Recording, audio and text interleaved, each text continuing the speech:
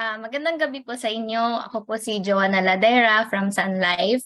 Kung nabasa niyo po yung post ni Miss May na nag-enroll 30 minutes before ng cut-off, ako po yun.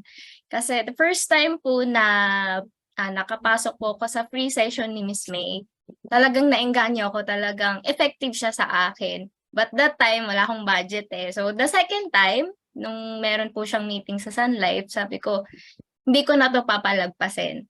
Kasi yung natutunan ko, sabi, lahat ng magagaling na financial advisor ngayon is merong magaling na mentor. And di po ako nagsisisi na I chose Miss May na maging mentor ko. So, sobrang pasasalamat ko din po. Ang dami ko po talaga natutunan sa'yo.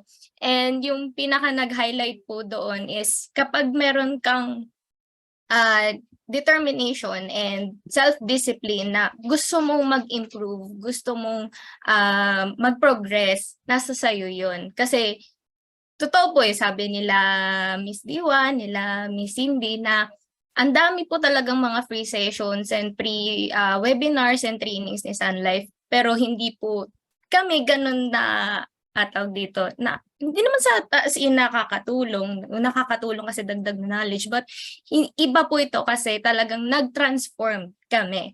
Kasi na-differentiate ko po yun from sa first session ngayon. Iba talaga yung impact niya. So, I'm happy na i-share sa inyo na nakapag-close po ako ng isa. I was so happy po talaga na nagamit ko yung slides ko for the first time, nakapag-close ako ng isa. So, meron pala akong isa pang client na nililigawan pa para makapag-set pa kami ng appointment. And hopefully, makapag-present din ako using the slides and maklose ko siya. So, ayan. Sa mga FAs din, nakatulad ko, I'm a rookie, pero pinili ko na mag-invest dito kasi gusto kong maging mas better, gusto kong gumaling, gusto kong makapag-ambag at makatulong sa maraming kapwa nating Pilipino. Kasi nasa sa atin yan paano natin i-share, paano natin i-share yung knowledge natin. So, nag-start yon dito po. Ayan. Thank you so much po, Miss May.